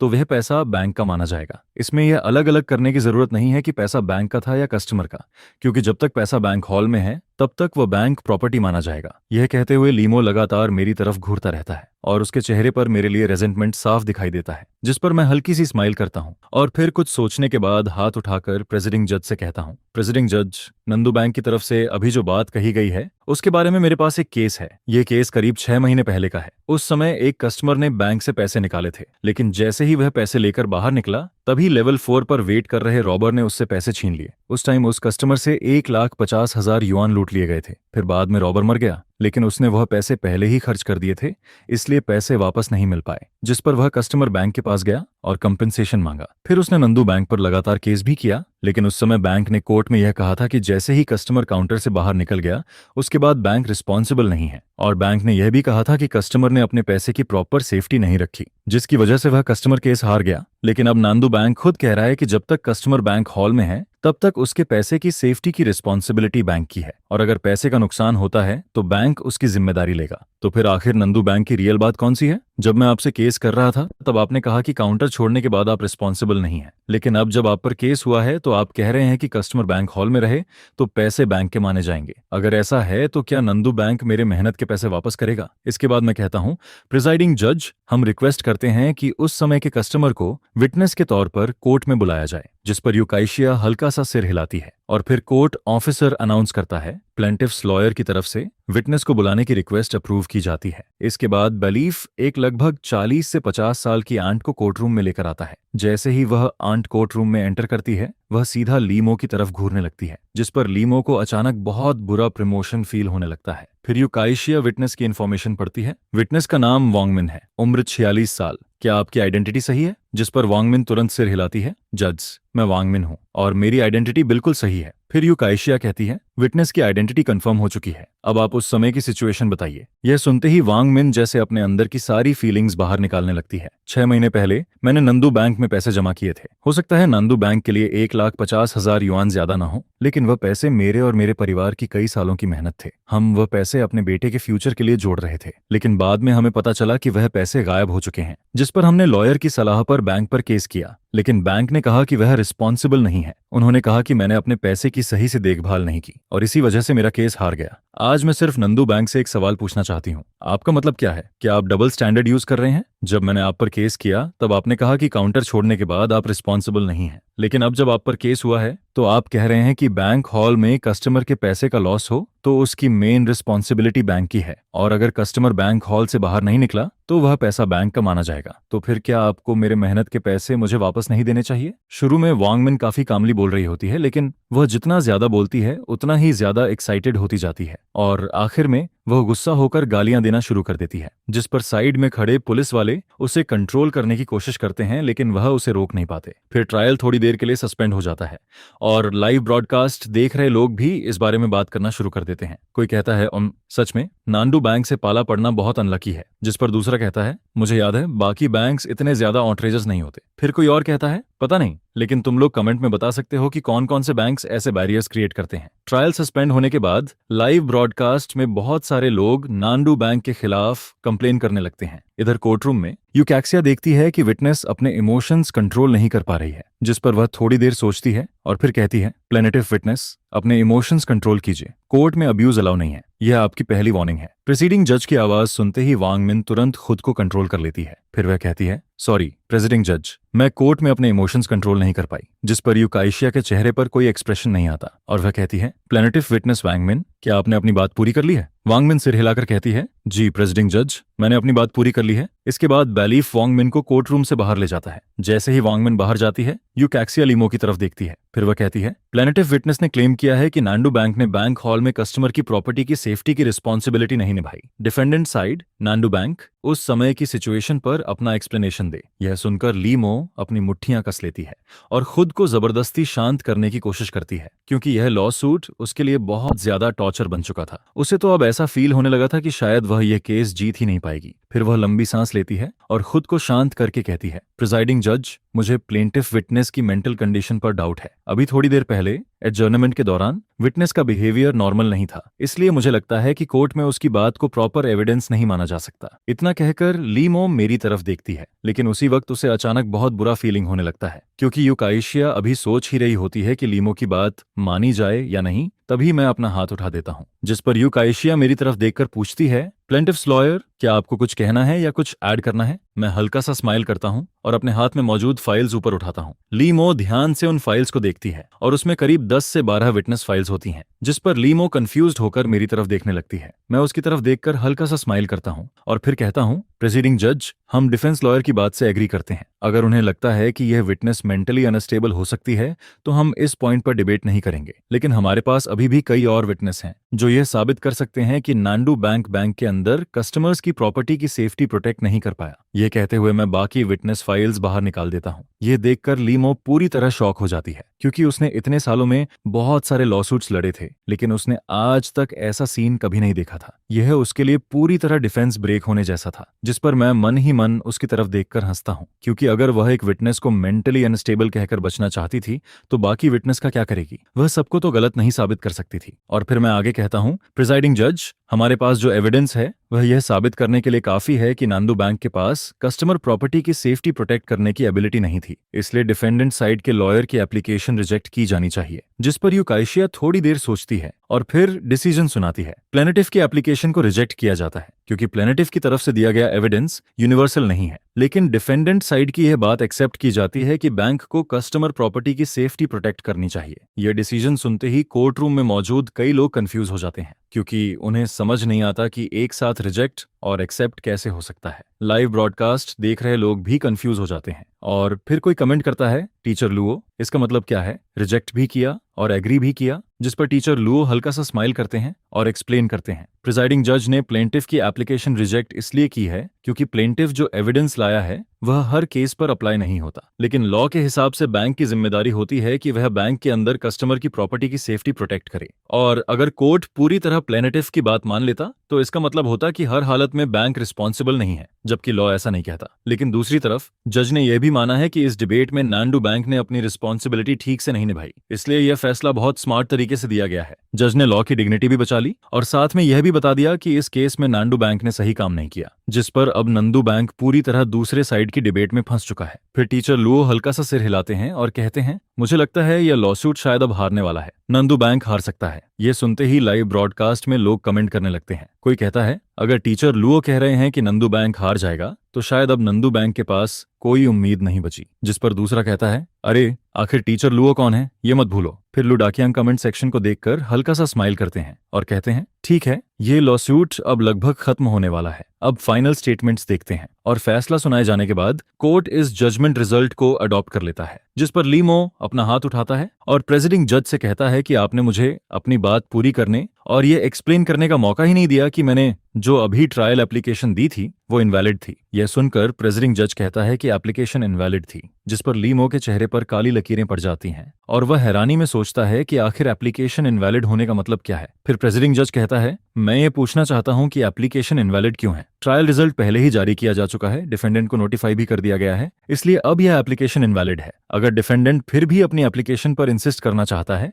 तो वह ट्रायल के बाद एडमिनिस्ट्रेटिव अपील फाइल कर सकता है, लेकिन अभी एप्लीकेशन इनवैलिड है। जिस पर वह डिफेंस लॉयर की तरफ देखते हुए कहता है, अगर इस टॉपिक पर डिस्कशन आगे जारी रही तो आपको दूसरी बार वार्निंग दी जाएगी। यह सुनकर लीमो ट्रायल टेबल की तरफ देखता है, लेकिन उसके अंदर ऐसा फील होता है जैसे वह कुछ भी नहीं कर पा रहा हो। उसके अंदर की सारी फ्रस्ट्रेशन और गुस्सा दबता जाता है और वह लगभग घुटने लगता है, जिसके बाद उसके मुंह से धीरे धीरे सिर्फ एक शब्द निकलता है, ठीक है। इसके बाद प्रेसिडिंग जज और काई जिया हल्का सा डिफेंडेंट की तरफ देखते हैं, यानी लीमो की तरफ, और फिर मेरी तरफ नजर डालते हैं, जिस पर वह लॉ हैमर बजाता है और कहता है, अब प्लेनेटिव और डिफेंडेंट अपनी फाइनल कोर्ट स्टेटमेंट दें। पहले प्लेनेटिव का लॉयर अपनी फाइनल स्टेटमेंट देगा। यह सुनकर मैं धीरे धीरे खड़ा होता हूं, क्योंकि फाइनल कोर्ट स्टेटमेंट का सबसे इंपॉर्टेंट हिस्सा यही होता है कि क्या वह जज को इंप्रेस कर पाती है या नहीं। अगर हम जज को कन्विंस नहीं कर पाए तो हम ये केस हार सकते हैं और वांग ली को फिर से सजा मिल सकती है। मेरी पहले की अंडरस्टैंडिंग के मुताबिक कैसिए सबसे ज्यादा लॉ की इंटरप्रिटेशन को इंपॉर्टेंस देती है, उसके लिए कानून की हर प्रोविजन सबसे ऊपर होती है। जिस पर मैं धीरे से खड़ा होकर कहता हूं, ऑनरेबल प्रेसिडिंग जज, हमने इस लॉसूट में जितने भी एविडेंस और लीगल डॉक्यूमेंट सबमिट किए हैं उनके अलावा हमारे पास कुछ भी ऐड करने के लिए नहीं है। मैं सिर्फ इतना कहना चाहता हूं कि लीगल जस्टिस कभी किसी अच्छे इंसान को गलत तरीके से पनिश नहीं करती और ना ही किसी बुरे इंसान को छोड़ती है। मैं उम्मीद करता हूं कि यह ट्रायल कानून के नॉर्मल प्रोसेस के हिसाब से चले और हम सब अपना ओथ याद रखें। यह सुनकर चाइसिया हल्का सा संतुष्ट होकर सिर हिलाती है, जिसके बाद वह कहती है, प्लेंटिफ की स्टेटमेंट पूरी हुई, अब डिफेंडेंट अपनी स्टेटमेंट देगा। जिस पर ली मो धीरे धीरे खड़ा होता है, क्योंकि वह जानता है कि यह फाइनल स्टेटमेंट नंदू बैंक के लिए आखिरी चांस है और वह यह भी महसूस कर रहा होता है कि इस लॉसूट का माहौल उनके खिलाफ जाता दिख रहा है। फिर वह कहता है, रिस्पेक्टेड चीफ जज, इस लॉसूट में हमारी नंदू बैंक विक्टिम की पोजीशन में है। मुझे लगता है कि सिंपैथी अपनी जगह है, लेकिन लॉ रशलेस होता है। हमारी नंदू बैंक आखिरकार विक्टिम है और प्लेनेटिव की तरफ से जो कंपेंसेशन प्रपोजल दिया गया है वह हमारे लिए बहुत अनफेयर है। यह सुनकर चाइसिया बिना किसी एक्सप्रेशन के उसकी बात सुनती रहती है और फिर सामने प्लेंटिफ टेबल की तरफ देखने लगती है,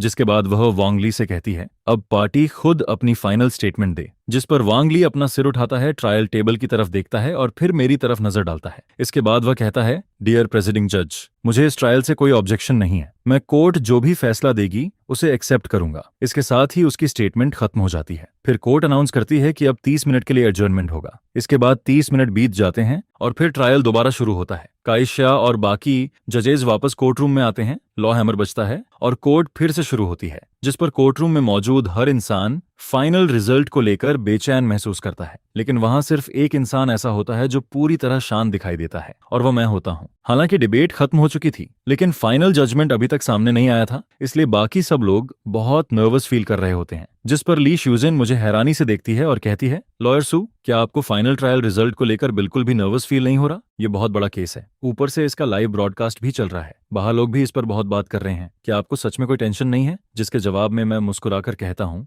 जिसे पनिश होना चाहिए उसे पनिशमेंट मिलेगी और जिसे नहीं मिलनी चाहिए उसे नहीं मिलेगी, इसलिए तुम टेंशन मत लो, हमें नर्वस होने की जरूरत नहीं है। तुम लॉयर ली को देखो, नांडू बैंक के लीगल अफेयर्स के तौर पर वह हमसे कहीं ज्यादा नर्वस होगा। यह सुनकर ली श्यूजेन लीमो की तरफ देखती है, जिस पर वह नोटिस करती है कि लीमो लगातार हमारी तरफ ही देख रहा है। फिर वह धीरे से कहती है, लॉयर सू, लॉयर ली ऐसा लग रहा है जैसे हमारी तरफ ही देख रहा हो। जिस पर मैं ऊपर देखता हूँ और नोटिस करता हूँ कि लीमो की आंखों में गुस्सा, बेचैनी, नफरत और डर सब एक साथ दिखाई दे रहे हैं। वह लगातार मुझे घूरता रहता है। यह देखकर मैं हल्का सा मुस्कुरा देता हूं और कहता हूं, टेंशन मत लो, लॉयर ली बस पहले से प्रोटेक्शन ड्रिल कर रहा है। उसी समय कोर्ट रूम के अंदर तीनों जजेस फाइनल डिसीजन पर डिस्कशन कर रहे होते हैं। कैजिया बाकी दो जजेस की तरफ देखती है, जिस पर उनमें से एक जज कहता है, वांग ली की इनोसेंस को लेकर प्लेनेटिफ ने कोर्ट में काफी लीगल आर्ग्यूमेंट्स दिए हैं, लेकिन फर्स्ट ट्रायल में उसे 20 साल की सजा मिली थी और सेकंड ट्रायल में भी वही फैसला मेंटेन किया गया था। यह सुनकर दूसरा जज भी सिर हिलाकर सहमति जताता है, लेकिन साइसिया धीरे से कहती है, ट्रायल रिजल्ट लॉ के बेसिस पर होना चाहिए, फर्स्ट और सेकंड ट्रायल को रिफर करने की जरूरत नहीं है, हम प्रिजाइडिंग जज के जजमेंट के हिसाब से चलेंगे।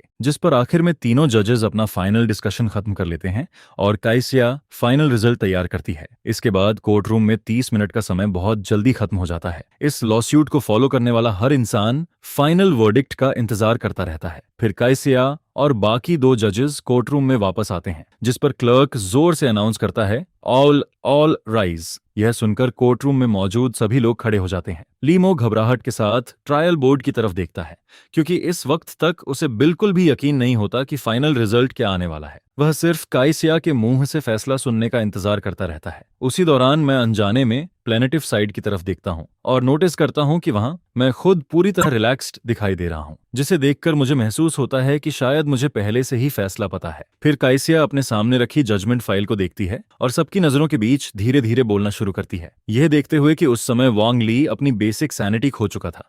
इसलिए वांग ली को 6 महीने की प्रिजन सेंटेंस दी जाती है, जिसे 1 साल के लिए सस्पेंडेड रखा जाता है। प्लेनेटिव को मिली कंपेंसेशन के खिलाफ जो इलीगल पैसा लिया गया था उसे वापस करने का ऑर्डर दिया जाता है, जिस पर नांडू बैंक को भी इस केस में शामिल माना जाता है और नांडू बैंक को वांग ली से माफी मांगने की सजा दी जाती है। इसके साथ ही डिफेंडेंट की तरफ से फाइल किए गए बाकी सभी क्लेम्स रिजेक्ट कर दिए जाते हैं। फिर कोर्ट कहती है, यह इस केस का फाइनल जजमेंट है और हमारे देश के प्रोसीजरल लॉ के हिसाब से यह कोर्ट मैंडेटरी सस्पेंशन टाइम के अंदर सभी पार्टीज को जजमेंट कॉपी भेज देगी। यह फाइनल वर्डिक्ट सुनते ही लीमो पूरी तरह टूट जाता है। वह हार गया था, नांडू बैंक हार गया था और सिर्फ हारा ही नहीं बल्कि पूरी तरह बुरी तरह हार गया था, क्योंकि ना सिर्फ वांग ली के खिलाफ रॉबरी वाले फर्स्ट और सेकंड ट्रायल के फैसले पलट दिए गए, बल्कि उसे सिर्फ 6 महीने की सजा दी गई। और सिर्फ 6 महीने भी नहीं, बल्कि प्रोबेशन के साथ, जिस पर अगर टेक्निकली देखा जाए तो यह पनिशमेंट ना के बराबर थी। जिस वक्त यह वर्डिक्ट सुनाया जाता है, उसी वक्त नंदू बैंक का लीगल अफेयर्स हेड लीमो अंदर से पूरी तरह हिल जाता है।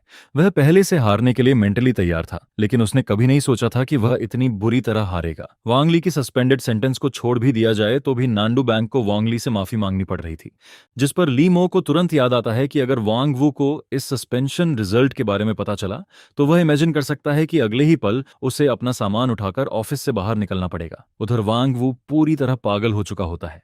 वह गुस्से में लीगल ऑफिस का दरवाजा जोर से खोलता है, उसकी आंखें पूरी तरह फैली हुई होती हैं और वह चिल्लाकर कहता है, शू जिकियांग, तुमने मुझसे कैसे प्रॉमिस किया था कि नंदू बैंक यह केस जरूर जीतेगी और पब्लिक ओपिनियन भी हमारे फेवर में होगी? क्या यही तुम्हारी जीत है? जिस पर वांग वू और शू जिकियांग दोनों लीगल ऑफिस में ट्रायल का लाइव ब्रॉडकास्ट देख रहे होते हैं। हालांकि वांग वू पहले प्रेसिडेंट ऑफिस वापस चला गया था, लेकिन फिर भी वह चुपके से ट्रायल सस्पेंशन का लाइव स्ट्रीम देख रहा होता है, क्योंकि यह मामला सीधा नंदू बैंक की रेपुटेशन से जुड़ा हुआ था। नंदू बैंक सिर्फ एक लोकल बैंक थी और अगर उसकी इमेज खराब हो जाती तो बैंक को बहुत बड़ा नुकसान हो सकता था। फिर जैसे ही वर्डिक्ट अनाउंस होता है, वांग वू खुद को संभाल नहीं पाता और सीधे लीगल ऑफिस में आकर जस्टिस मिनिस्टर शू जिकियांग से सवाल करने लगता है, जिस पर शू जिकियांग भी खुद को बहुत हेल्पलेस फील करता है, क्योंकि उसने कभी इमेजिन भी नहीं किया था कि एक रूकी लॉयर जो नॉर्मली डिवोर्स कंसल्टिंग करता है, वह क्रिमिनल लॉसूट में इतना डेंजरस साबित होगा और ट्रायल में सबको पूरी तरह दबा देगा, खासकर तब जब सामने सीआई सिया जैसी सीनियर प्रिसाइडिंग जज बैठी हो। फिर शू जिकियांग जल्दी से कहता है, प्रेसिडेंट वांग, इस बार गलती हमारी लीगल डिपार्टमेंट की थी, लेकिन हालांकि हम केस हार गए, फिर भी यह पूरी तरह हार नहीं है, क्योंकि हमें सिर्फ एक सिंपल अपॉलॉजी करनी है।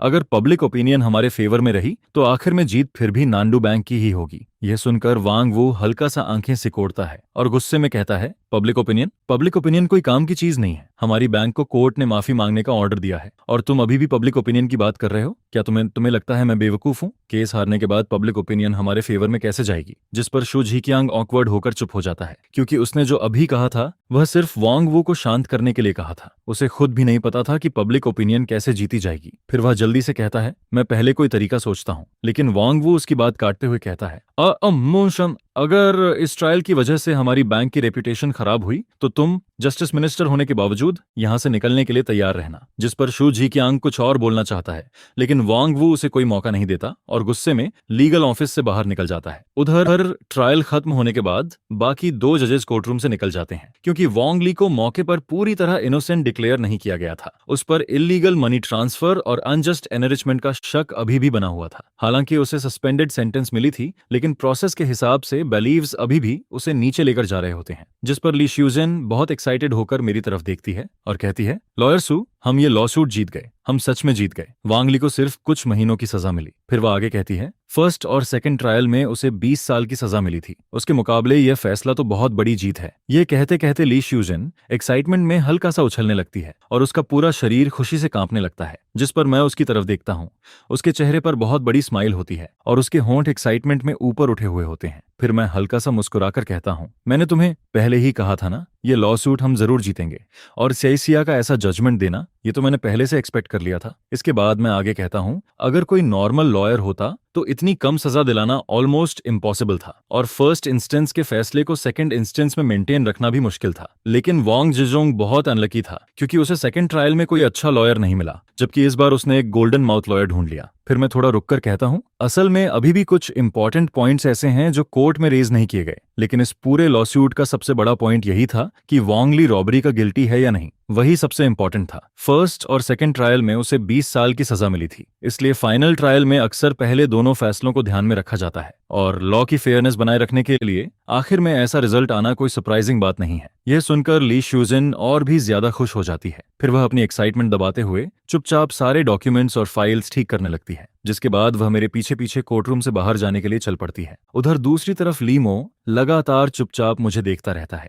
उसके चेहरे पर बहुत कॉम्प्लिकेटेड एक्सप्रेशन होता है। फिर जब मैं उसके पास से गुजरता हूँ तो ली श्यूजेन धीरे से मेरे कान के पास आकर कहती है, लॉयर सू, ये मुश्किल बैंक लीगल अफेयर्स वाला लॉयर ली शायद आपसे बहुत ज्यादा नाराज लग रहा है। जिस पर मैं हल्का सा मुस्कुरा देता हूँ और कहता हूँ, शायद यान बाओजियान ने कुछ ज्यादा ही कर दिया। चलो अब अपने अपने रास्ते चलते हैं। जिस पर ली श्यूजन भी हंसते हुए कहती है, ठीक है लॉयर सू, आपका ये कोल्ड जोक काफी इंटरेस्टिंग था। ये सुनकर लीमो इतना गुस्सा हो जाता है कि उसे लगता है जैसे उसके मुंह से खून निकल जाएगा, क्योंकि जब हम उसके पास से गुजर रहे होते हैं तब हम जानबूझकर इतनी धीरे भी नहीं बोल रहे होते। जिस पर वह अंदर ही अंदर सोचता है, इतना पास, इतनी जोर से बोल रहे हो, क्या तुम्हें लगता है कि मैं सुन नहीं सकता? लेकिन अब कुछ भी करने का कोई फायदा नहीं था, चाहे वह कितना भी गुस्सा हो जाए। ट्रायल का रिजल्ट पहले ही आ चुका था। इसके बाद लीमो अपने ट्रायल के डॉक्यूमेंट्स समेटता है और फिर मेरे पीछे पीछे कोर्ट हाउस से बाहर निकलता है। उधर कोर्ट के बाहर रिपोर्टर्स पहले से ही इंटरव्यू के लिए तैयार खड़े होते हैं। कुछ रिपोर्टर्स तो वहीं खड़े खड़े साइड नोट लिखना शुरू कर देते हैं ताकि हेडलाइन तैयार कर सकें, जिस पर कुछ हेडलाइंस पहले से ही बनने लगती हैं। शॉक, वांगली केस में बड़ा रिवर्सल।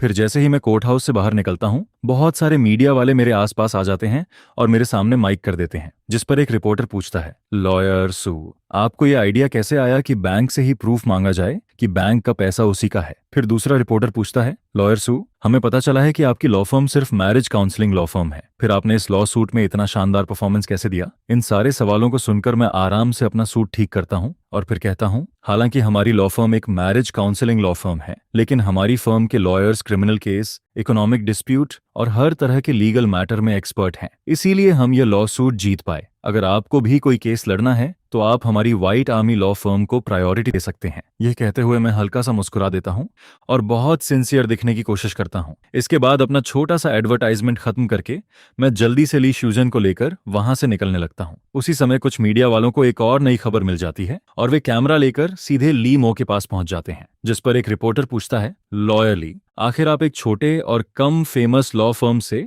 यह लॉ सूट कैसे हार गए? आपने शुरुआत में कहा था कि जीत की पॉसिबिलिटी बहुत ज्यादा है और हमें बिल्कुल टेंशन लेने की जरूरत नहीं है। फिर दूसरा रिपोर्टर पूछता है, क्या आपका प्लेनेटिव के लॉयर के साथ कोई कनेक्शन है? यह सुनकर लीमो के पूरे चेहरे पर काली लकीरें पड़ जाती हैं और उसके होंठ लगातार फड़कने लगते हैं। वह अंदर ही अंदर सोचता है, तुम लोग क्या कहना चाहते हो? क्या तुम ये कहना चाहते हो कि मैं अंदर का आदमी था? जिस पर लीमो लगभग पागल होने लगता है, क्योंकि जब वह कोर्टरूम में अंदर गया था तब उसके चेहरे पर पूरा कॉन्फिडेंस था, लेकिन अब जब वह बाहर निकला तो न सिर्फ वह लॉसूट हार चुका था, बल्कि रिपोर्टर्स ने उसके दिल पर और जोर से चोट कर दी थी। इसके बाद वांग ली वाले केस की खबर हर तरफ फैल जाती है। सभी मीडिया चैनल्स इसी खबर को दिखाने लगते हैं और सबसे ज्यादा निशाना नंदू बैंक को बनाया जाता है। जिस पर मेरा वह डायलॉग, बैंक कैसे प्रूव करेगा कि बैंक का पैसा उसी का है, बहुत तेजी से पूरे इंटरनेट पर वायरल हो जाता है। इसके साथ ही नांडू बैंक की इमेज और रेपुटेशन को बहुत बड़ा नुकसान पहुंचता है। फिर इसी दौरान इंटरनेट पर एक कंपैरिजन वीडियो भी वायरल हो जाती है। उस वीडियो की शुरुआत ली मो के कॉन्फिडेंस भरे डायलॉग से होती है, जहां तक जीत की पॉसिबिलिटी की बात है तो टेंशन मत लीजिए। मुझे लगता है सब लोग पहले ही रिजल्ट समझ चुके हैं। और वीडियो के आखिर में सिर्फ ली मो की पीछे से जाती हुई एक साइलेंट फोटो दिखाई देती है, जिस पर वीडियो का टाइटल लिखा होता है, साइलेंट बैक। फिर उसके नीचे कैप्शन आता है, शुरुआत से ही लॉयर ली को पता था कि नांदू बैंक यह लॉ सूट हारने वाली है, क्योंकि उसने अकेले ही नांदू बैंक के अंदर घुसकर एक मैरिज काउंसलिंग लॉ फर्म को जिता दिया और पूरी नांदू बैंक को हिला दिया। यह कोई आम बात नहीं है, यह तो 10 साल की प्लानिंग थी सिर्फ एक मूव के लिए। ये वीडियो अपलोड होते ही इंटरनेट पर बहुत तेजी से फैल जाती है और नीचे हजारों लोग कमेंट करके लीमो का मजाक उड़ाने लगते हैं। एक नेटिजन लिखता है, पहली बार सुना है कि कोई लॉयर दुश्मन की तरफ घुसकर अंदर से बैंक को खत्म कर दे। दूसरा लिखता है, 666, ऐसा स्टेटमेंट तो पहली बार देखा है। फिर एक और नेटिजन लिखता है, अब तो लोग खराब लॉयर्स को भी हीरो बनाकर दिखाने लगे हैं। यहां तक कि कुछ लोग जिन्हें सच्चाई पता होती है वे भी इस मजाक को देखकर हंसने लगते हैं। जिस पर एक आदमी कमेंट करता है, ये कॉपीराइटिंग सच में कमाल की है। मैं दुश्मन की साइड में 10 साल तक रहा सिर्फ इसलिए ताकि एक मूव में सब कुछ खत्म कर सकूं। इसके बाद नांडू बैंक के अंदर इमरजेंसी मीटिंग रखी जाती है, जिस पर वांग वू गुस्से में फोन पर वही वायरल वीडियो दिखाता है और फिर लीमो की तरफ घूरते हुए कहता है, इसका क्या मतलब है? बैंक तुम्हें सैलरी देती है, बैंक तुम्हें खाने और जीने के लिए पैसा देती है, और तुमने बैंक के साथ क्या किया? मैं अभी अनाउंस करता हूं कि लीमो ने बैंक की इमेज को बहुत बड़ा नुकसान पहुंचाया है, इसलिए आज से उसे ऑफिशियली बैंक से निकाल दिया जाता है। अब तुम अपना सामान उठाओ और यहां से निकल जाओ। ये सुनकर लीमो वीडियो को देखता रह जाता है।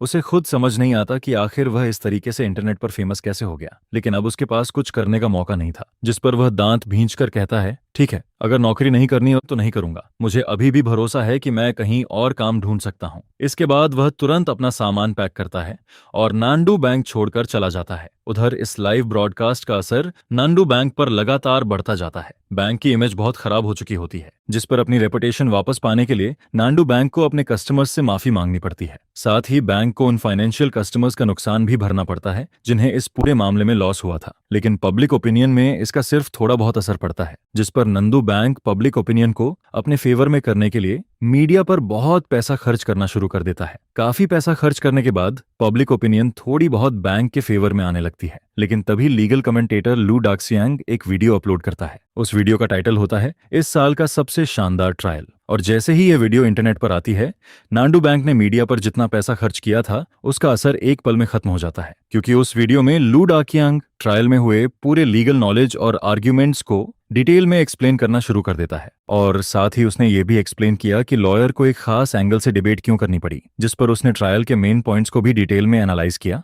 हालांकि उसने सीधा नंदू बैंक का नाम नहीं लिया, लेकिन जो लोग समझते थे उन्हें पता था कि वह इनडायरेक्टली नंदू बैंक की ही बात कर रहा है। जिस पर इंटरनेट पर बहुत सारे लोग नांडू बैंक को लेकर कमेंट्स करने लगते हैं। कुछ लोग लॉ को सपोर्ट करते हैं और कुछ लोग नांडू बैंक को फिर से ट्रोल करना शुरू कर देते हैं। यह देखकर नांदू बैंक की रेपुटेशन को एक बार फिर बहुत बड़ा नुकसान होता है। उधर इंटरनेट पर जितना एक्साइटमेंट था उसके मुकाबले बाई जून लॉ फर्म काफी शांत था, क्योंकि यहाँ ज्यादातर लोग बस देखने आते थे, थोड़ा बहुत पूछते थे और फिर चले जाते थे। कुछ लोग लीगल इश्यू पूछने के बहाने आते थे, लेकिन जैसे ही उन्हें पता चलता था कि कंसल्टेशन के लिए फीस लगेगी, वे तुरंत वहां से निकल जाते थे, जिस पर एक भी नया केस नहीं आ रहा था। कभी कभी कुछ औरतें मैरिज इश्यू को लेकर मुझसे कंसल्ट करने आती थीं, लेकिन क्योंकि मुझे ऐसे केसेस में ज्यादा इंटरेस्ट नहीं था, इसलिए मैं उन्हें सीधे ली श्यूजन के पास भेज देता था, क्योंकि मुझे लगता था कि एक औरत दूसरी औरत की बात ज्यादा अच्छे से समझ सकती है। जिस पर मैरिज कंसल्टेशन का सारा काम ली श्यूजन संभालने लगती है। लेकिन अजीब बात यह थी कि जो भी लोग कंसल्टेशन के लिए आते,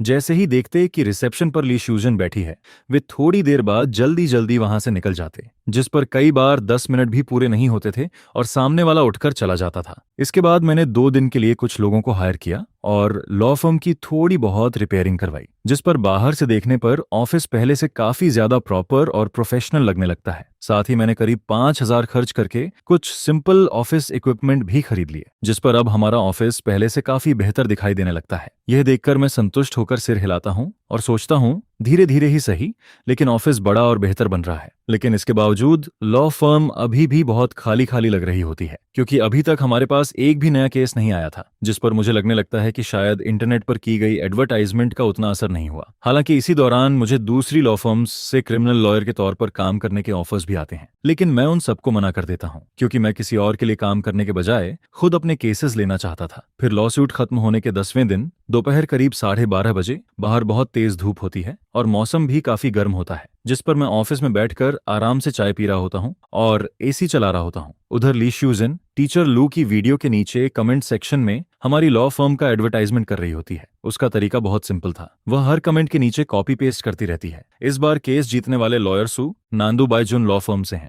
लॉयर सू क्रिमिनल केस और लॉ सूट में बहुत एक्सपर्ट हैं। आधे घंटे तक लगातार कॉपी पेस्ट करने के बाद ली श्यूजन के हाथ लगभग सुन्न हो जाते हैं, जिस पर वह मेरी तरफ देखकर पूछती है, लॉयर सू, क्या ऐसे एडवर्टाइजमेंट करने से सच में कोई फायदा होगा? मुझे तो नहीं लगता कि हमारे कमेंट्स का कोई असर हो रहा है। अभी तक किसी ने प्राइवेट मैसेज भी नहीं किया। जिसके जवाब में मैं कहता हूँ, बिल्कुल फायदा होगा। हालांकि सिर्फ 1-2 कमेंट्स से शायद ज्यादा असर ना हो, इसलिए तुम्हें लगातार करते रहना होगा। और वैसे भी क्या तुम ज्यादा लॉ सूट्स नहीं लड़ना चाहती? ज्यादा एक्सपीरियंस लेना नहीं चाहती? पहले एक नॉर्मल लॉयर बनो, फिर आगे चलकर बैरिस्टर बनना। यह सुनकर ली श्यूजन तुरंत सीरियस हो जाती है और कहती है, ठीक है, फिर मैं कंटिन्यू करती हूँ। इसके बाद वह फिर से कमेंट कॉपी पेस्ट करने लगती है। उसी दौरान मैं डेट की तरफ देखता हूँ, क्योंकि आज वांग जेजोंग ने लॉयर फीस देने के लिए आने का प्रॉमिस किया था और टाइम भी लगभग हो चुका था। थोड़ी देर बाद वांग जेजोंग और उसकी वाइफ जांग सुईफेन वांग ली को लेकर ऑफिस में आते हैं। तीनों के चेहरे पर मुस्कान होती है, जिसे वे चाहकर भी छुपा नहीं पा रहे होते, क्योंकि उनका बेटा, जिसे पहले 20 साल की सजा मिली थी, अब सिर्फ कुछ महीनों की सस्पेंडेड सेंटेंस पर आ गया था। उनके लिए मैं किसी बड़े मददगार से कम नहीं था। अगर ऐसा नहीं होता तो उनकी उम्र को देखकर लगता था कि शायद वे अपने बेटे के जेल से बाहर आने का दिन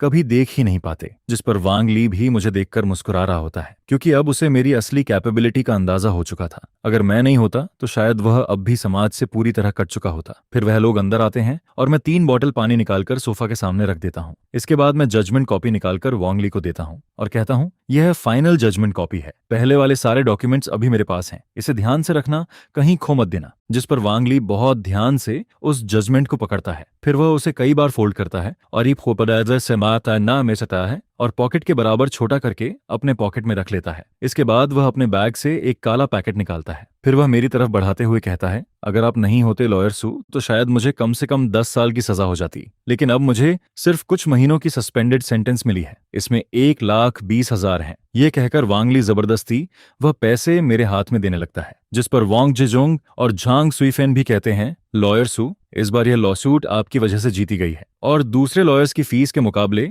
यह पैसा पहले ही बहुत कम है, इसलिए आप इसे रख लीजिए। फिर झांग सुईफेन भी कहती है, हाँ आपने हमारे परिवार की इतनी मदद की है, यह थैंक यू फीस कुछ भी नहीं है। यह सुनकर मैं मुस्कुरा देता हूँ, क्योंकि सच कहूं तो ऐसे केस में दूसरे फेमस लॉयर्स आराम से 1,80,000 तक मांग सकते थे और मैंने तो वांग ली को ऑलमोस्ट जेल जाने से बचा लिया था, क्योंकि लॉयर फीस हमेशा केस की डिफिकल्टी के हिसाब से तय होती है। जिस पर मैं उनकी तरफ देखकर चुपचाप सोचने लगता हूँ और वांग ली के बारे में सोचते हुए मैं पूछता हूँ कि आखिर तुम्हें अभी भी डिवोर्स लॉ सूट फाइल करने की क्या जरूरत है। जिस पर वांग ली अपने हिप्स को थोड़ा सा हिलाता है और फिर बेचैनी में अपने सीने को रगड़ता रहता है, जैसे उसका दिल अंदर ही अंदर जल रहा हो। मेरे सवाल के सामने वांग ली सिर हिलाता है और कहता है, लॉयर सू मैं अभी भी प्रोबेशन पर हूँ, जिस पर मुझे डर लगता है कि अगर मैं खुद लॉसूट में पड़ा तो कहीं और ट्रबल ना हो जाए। इसके बाद वो आगे कहता है, मैं आपके पास इसलिए आया हूँ क्योंकि मैं आपको एक डिवोर्स लॉसूट इंट्रोड्यूस करवाना चाहता हूँ। डिवोर्स फाइल तो मुझे करना है लॉयर सू, अगर आप ये डिवोर्स लॉसूट लेने वाले हैं तो मैं आपको उस इंसान से मिलवा सकता हूँ। जिस पर मुझे वांग ली की रिकमेंडेशन काफी थॉटफुल लगती है। कोई लॉसूट होते ही उसे सबसे पहले खुद की याद आती है। ये देखकर लगता है कि पिछली बार जब लॉयर सू ने उसका केस लड़ा था तब वो इतना इम्प्रेस हुआ था कि उसके दिमाग में सबकॉन्शियसली यही बैठ गया था कि लॉयर सू एक प्रोफेशनल क्रिमिनल लॉयर है। जिस पर मैं बिना ज्यादा मॉडेस्ट बने कहता हूँ, मुझे लगभग हर तरह के लॉसूट की थोड़ी बहुत अंडरस्टैंडिंग है, इसलिए ऐसा कहना पूरी तरह गलत भी नहीं होगा। यह सुनकर वांग ली के चेहरे पर एक्साइटमेंट आ जाती है और वो तुरंत कहता है, यह तो बहुत बढ़िया है, अगर लॉयर सू इस केस में आ गए तो मेरे छोटे से डिवोर्स ल्यूजेट में भी होप आ जाती है। जिस पर उसके चेहरे पर एक्साइटमेंट के साथ साथ एक अजीब सी खुशी भी दिखाई देती है, जैसे वो डिवोर्स के बारे में सोचकर ही खुश हो रहा है। ये देखकर मैं उसे पूछता हूँ, तुम अपने इस छोटे से केस के बारे में थोड़ा डिटेल में बता सकते हो? मुझे लग रहा है कि तुम डिवोर्स को लेकर काफी ज्यादा खुश हो। जिस पर वांग ली एकदम से गहरी सांस लेता है। जैसे ही मैं कहता हूं कि डिवोर्स उसके लिए दुखों के समंदर से बाहर निकलने जैसा है, उसका चेहरा अचानक रिजेंटमेंट से भर जाता है। फिर वो गुस्से में कहता है, अगर मुझे डिवोर्स मिल गया तो वो सिर्फ दुखों के समंदर से बाहर निकलना नहीं होगा, मैं तो सीधे हेवन में पहुंच जाऊंगा। यह कहते हुए वांग ली जोर से टेबल पर मुक्का मार देता है, जिस पर वो तुरंत शर्मिंदा होकर कहता है, सॉरी लॉयर सू, मैं थोड़ा ज्यादा एक्साइटेड हो गया। मेनली मुझे समझ ही नहीं आता कि मैं उस वाइफ के बारे में क्या बोलूं। वो बस बहुत ज्यादा आउटरेजस है। नहीं, आउटरेजस कहना भी कम होगा, वो उससे भी कहीं ज्यादा आउटरेजस है। लॉयर सू, आप समझ सकते हैं ना मैं क्या कहना चाहता हूँ। इसी वजह से मैं इतना गुस्से में रहता हूँ। जिस पर उसकी आंखों में सिर्फ गुस्सा ही नहीं बल्कि थोड़ा हार्ट चेक भी दिखाई देता है। हाँ, वो अपने भाई के लिए दिल से दुखी महसूस करता है। यह देखकर मुझे भी थोड़ा दुख होता है, क्योंकि अभी अभी जो मेरा नया डेस्क था जिसे मैंने पूरे 800 युआन में खरीदा था, उस पर उसकी पंच का निशान पड़ गया था। फिर मैं खुद को संभालते हुए कहता हूँ, ठीक है अपसेट मत हो, पहले आराम से बताओ कि आखिर तुम्हारे उस दोस्त के साथ हुआ क्या है। जिस पर मैं अपना सूट थोड़ा ठीक करता हूँ और फिर ली श्यूजेन को बुलाकर रिकॉर्ड लिखने के लिए कहता हूँ। ली श्यूजेन भी तुरंत पेन लेकर बैठ जाती है। इसके बाद वांग ली जोर से सिर हिलाता है और फिर पूरा सिचुएशन बताना शुरू करता है। वो कहता है, मैं एक ऑनेस्ट प्रोग्रामर हूँ, मेरी मंथली सैलरी लगभग 20,000 युआन है। मैं नांडू में डेमोलिशन हाउस होल्ड हूँ और मेरे पास कुल 3 हाउसेज हैं। उनमें से एक हाउस में मेरे पेरेंट्स रहते हैं, एक में मैं और मेरी वाइफ रहते हैं और तीसरा पहले रेंट पर दिया हुआ था।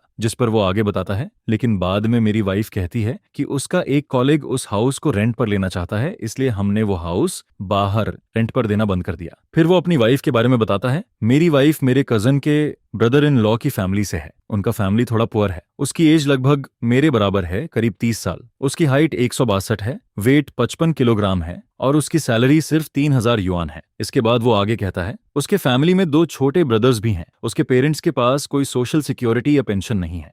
वो लोग नॉर्मली छोटे मोटे ट्रांसपोर्ट का काम करते हैं, जिससे उन्हें लगभग 2,000 युआन पर मंथ मिलते हैं। जिस पर वांग ली आगे बताता है, उसके 2 छोटे ब्रदर्स में से एक ने सिर्फ मिडिल स्कूल तक पढ़ाई की थी और अब वो घर पर ही रहता है। दूसरा कॉलेज से ग्रेजुएट हुए 1 साल हो गया, लेकिन उसके बाद भी अभी तक उसके पास कोई जॉब नहीं है। फिर वांग ली थोड़ा शर्माते हुए कहता है, मैं एक स्टैंडर्ड ऑनेस्ट आदमी हूँ। मैं अपनी पूरी सैलरी हर महीने अपनी वाइफ को दे देता हूँ, लेकिन मेरी वाइफ हर महीने पूरा पैसा उड़ा देती है। वो लिटरली मेरी पूरी सैलरी खत्म कर देती है। यह सुनकर जितना ज्यादा मैं सुनता जाता हूँ, उतना ही ये सिचुएशन ऑट्रेजस लगती जाती है, जिस पर रिकॉर्ड लिख रही ली स्यूजन भी अपनी भौहें सिकोड़ने लगती है। एक लड़की होने के बावजूद उसे भी लग रहा होता है कि यह सब कुछ बहुत ज्यादा हो रहा है। फिर वो रिकॉर्ड लिखते लिखते धीरे से कहती है, यह मैरिज बिल्कुल भी मैरिज जैसी नहीं लगती है। ये तो ऐसा लग रहा है जैसे साउथ को कोई लैडर बनाकर यूज कर रहा हो, और वो भी ऐसा लैडर जो खुद मेहनत करता रहता है और ऊपर वाले लोग सिर्फ शिकायत करते रहते हैं। जिस पर मैं सिर हिलाता हूँ और फिर सीधा कहता हूँ, ठीक है, अब हमें मेन पॉइंट पर आना चाहिए।